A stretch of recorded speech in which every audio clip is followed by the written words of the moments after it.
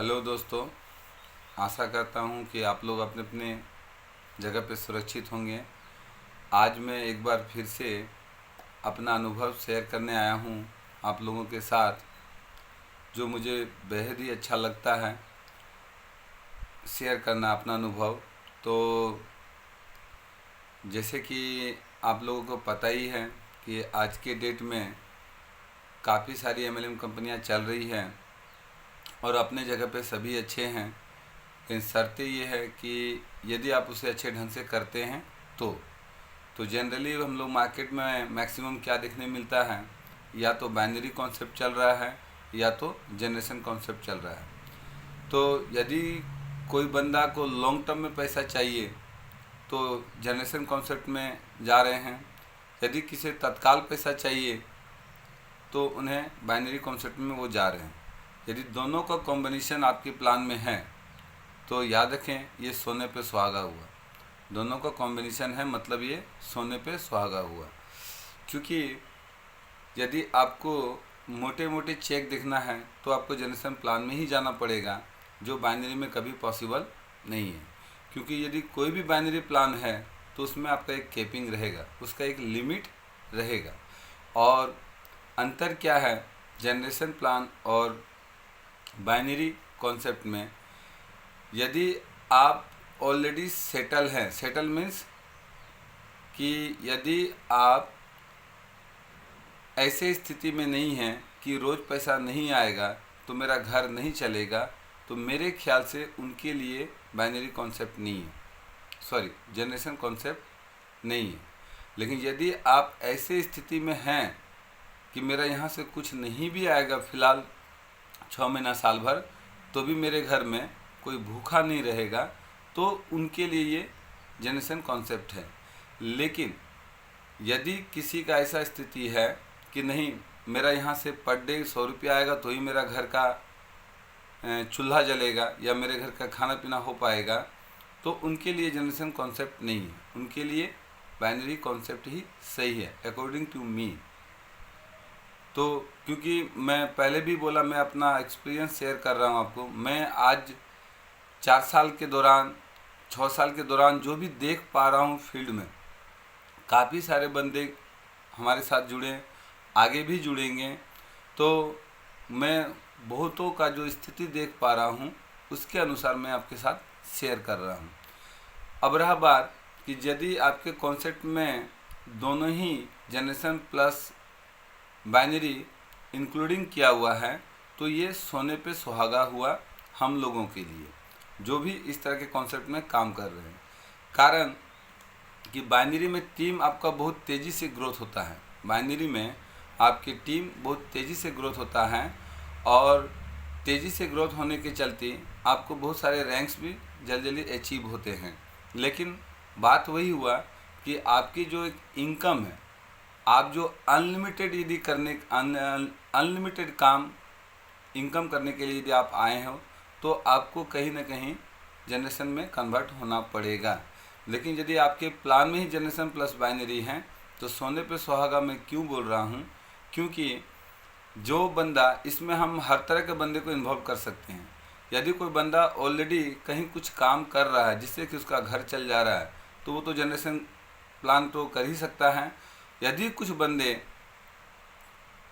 कुछ इनकम नहीं है, मतलब सोर्स ऑफ इनकम उनका एक्स्ट्रा कुछ नहीं है, ठीक है, तो वो भी इस तरह के कॉन्सेप्ट में इन्वॉल्व हो सकते हैं और अपने घर के खर्चा तो शुरुआती दौर में चला सकते हैं। तो लेकिन प्रॉब्लम क्या आता है बाइनरी कॉन्सेप्ट और जनरेशन कॉन्सेप्ट में? बाइनरी में जब टीम आपके बहुत तेज़ी से ग्रो करते हैं तो होता क्या कि उसमें से बहुत सारे कुछ बंदे ऐसे होते हैं जो सिस्टम के चलते उनको रैंक मिलते चला जाता है। मेरा ये कहने का मतलब नहीं है कि आपको कोई निकाल देता है, सिस्टम के चलते आपके बहुत सारे एसोसिएट के रैंक्स कंप्लीट होते चले जाते हैं। लेकिन रैंक कंप्लीट जब होता है तो कहीं ना कहीं आप अपने फ़ायदे के लिए किए थे, लेकिन जब वो पोस्ट मिलता है तो जिनको मिलता है उन्हीं को सम्मानित किया जाता है। और एक बात, जिस तरह से मैं शुरू से ही बोलते आ रहा हूँ कि मार्केटिंग में सूट बूट और झूठ बहुत ज़बरदस्त चलता है। तो जब वो रैंक उनको मिलता है तो हम लोगों को क्या किया जाता है, एक सेमिनार हुआ, सेमिनार में बुलाया गया। सेमिनार में बहुत इज्जत के साथ उन्हें ऊपर बुला के, जो उन्होंने नहीं किया वो भी उनके बारे में बोल के, उनके बारे में खाली अच्छे अच्छे बातें बोल के, ठीक है, उन्हें सम्मानित किया जाता है। तो बाकी के जो पर्सन नीचे बैठे हुए हैं उन्हें क्या लगता है देख के कि अरे ये निकल गया तो हम भी निकल जाएंगे। लेकिन फैक्ट ये बात है कि वो निकल जाएगा, कहाँ से निकल जाएगा? बिजनेस से निकल जाएगा। यदि कोई भी बंदा अपने अचीवमेंट को यदि पाया है और उस पाने में यदि उसका मेहनत जितना लगना चाहिए उतना यदि नहीं लगा है, तो ये सच्चाई कि वो बिजनेस में आज निकले, कल निकले, परसों निकले, निकलेगा, ठीक है। और आपके इसमें बहुत सारे ऐसे बंदे होंगे जब उनका पैसा आ रहा है उनके कारण नहीं, उनके जूनियर के कारण या तो सीनियर कारण, उनके जूनियर या सीनियर है। उनको सीनियर एक्टिव है तो वो अपने लिए काम करे तो आपका चेक ऑटोमेटिक बनेगा। यदि आपके सीनियर एक्टिव है तो वो अपने लिए काम करेगा, आपके वन साइड से ही जाना पड़ेगा, ये उनकी मजबूरी है, ठीक है, तो आपका चेक आएगा। या यदि आपके कोई अच्छे सीनियर हैं, आपके बोथ साइड दो बंदे बहुत एक्टिव है, आप एक्टिव नहीं हो लेकिन आपके बोथ साइड दो बंदे बहुत एक्टिव है, तो आपके जो अच्छे सीनियर है वो उनको लेके काम करने लगता है, तो उनको जब काम करेगा तो आपका चेक बनेगा ही बनेगा। बाइनरी का ये खूबसूरती बोलिए या डीमेरिट बोलिए, दोनों ही है, ठीक है। तो अब आप इसका डीमेरिट का फ़ायदा लेना चाहते हैं कि खूबसूरती का फ़ायदा लेना चाहते हैं? यदि आप इसका खूबसूरती का फ़ायदा लेना चाहते हैं तो आपको लॉन्ग टर्म में काम करते रहना पड़ेगा। यदि आप इसका डीमेरिट का फ़ायदा लेना चाहते हैं या ले रहे हैं तो ये बात आप लिख लो कि आप ज़्यादा दिन तक नहीं ले पाओगे।